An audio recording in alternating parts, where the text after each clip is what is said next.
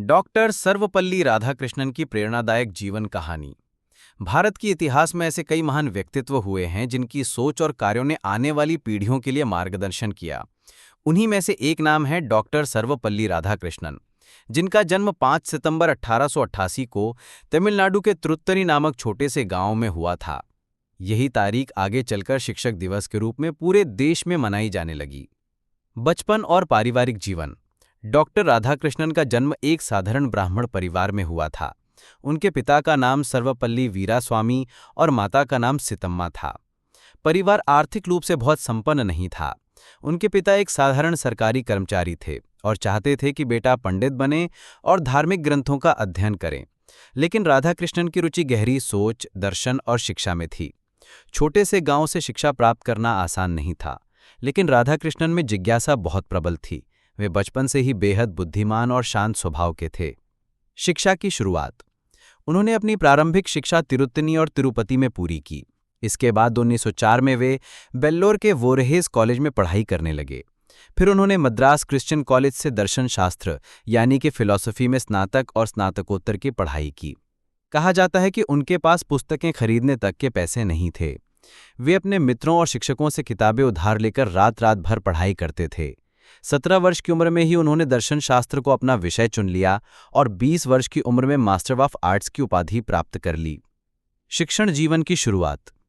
पढ़ाई पूरी करने के बाद राधाकृष्णन ने शिक्षण कार्य शुरू किया। उन्होंने मद्रास प्रेसिडेंसी कॉलेज में दर्शन शास्त्र पढ़ाना शुरू किया। उनकी गहरी विद्वत्ता, सरल भाषा और उदाहरणों से भरे हुए व्याख्यानों ने उन्हें छात्रों का प्रिय शिक्षक बना दिया। कुछ ही वर्षों में उनका नाम एक महान दार्शनिक और आदर्श शिक्षक के रूप में फैल गया।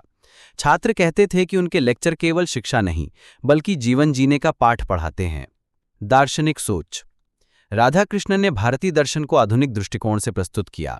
उन्होंने पश्चिमी दार्शनिकों का गहन अध्ययन किया और उनकी तुलना भारतीय वेदांत दर्शन से की। उनकी सबसे प्रसिद्ध पुस्तकें हैं Indian philosophy, the Hindu view of life, an idealist view of life. उनकी मान्यता थी कि धर्म और दर्शन का असली उद्देश्य मानवता की सेवा है। वे भारतीय संस्कृति को विश्व में फैलाना चाहते थे और उन्होंने अपने लेखन के माध्यम से ये काम किया। विदेश यात्राएं और ख्याति। उनकी विद्वता को देखकर उन्हें ऑक्सफोर्ड यूनिवर्सिटी इंग्लैंड में भारतीय दर्शन पढ़ाने के लिए बुलाया गया। उन्होंने कई देशों में भारतीय विचारधारा का प्रचार किया और पश्चिमी समाज को बताया कि भारत केवल साधारण देश नहीं, बल्कि महान आध्यात्मिक और दार्शनिक परंपरा वाला राष्ट्र है। राजनीति में प्रवेश। हालांकि वे मूल रूप से शिक्षक और दार्शनिक थे, लेकिन देश की आवश्यकता को देखते हुए राजनीति में भी सक्रिय हुए। 1947 में स्वतंत्रता मिलने के बाद उन्हें सोवियत संघ यानी कि यूएसएसआर का राजदूत नियुक्त किया गया। वहां उन्होंने भारत की सकारात्मक छवि प्रस्तुत की। 1952 में उन्हें भारत का उपराष्ट्रपति बनाया गया और लगातार 2 बार इस पद पर रहे। 1962 में वे भारत के दूसरे राष्ट्रपति चुने गए। राष्ट्रपति पद और शिक्षक दिवस। जब वे राष्ट्रपति बने तब उनके छात्र और मित्र उनका जन्मदिन मनाना चाहते थे, लेकिन राधाकृष्णन ने कहा, अगर आप सच में मेरा जन्मदिन मनाना चाहते हैं तो इसे शिक्षक दिवस के रूप में मनाइए। तब से हर साल 5 सितंबर को भारत में शिक्षक दिवस मनाया जाता है। आदर्श शिक्षक और विचारक। उनकी शिक्षण शैली, गहन अध्ययन और सरलता उन्हें महान बनाते हैं। वे कहते थे कि शिक्षक वही है जो अपने विद्यार्थियों को केवल जानकारी नहीं देता, बल्कि उनके जीवन में ज्ञान और मूल्य भी भरता है। वे मानते थे कि शिक्षा केवल नौकरी पाने का साधन नहीं, बल्कि इंसान को अच्छा नागरिक और अच्छा इंसान बनाने का मार्ग है। सम्मान और पुरस्कार। 1931 में उन्हें नाइटहुड की उपाधि मिली। 1954 में उन्हें भारत का सर्वोच्च नागरिक सम्मान भारत रत्न दिया गया।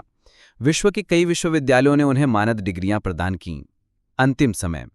डॉक्टर राधाकृष्णन ने अपना पूरा जीवन शिक्षा, दर्शन और मानवता की सेवा में लगा दिया।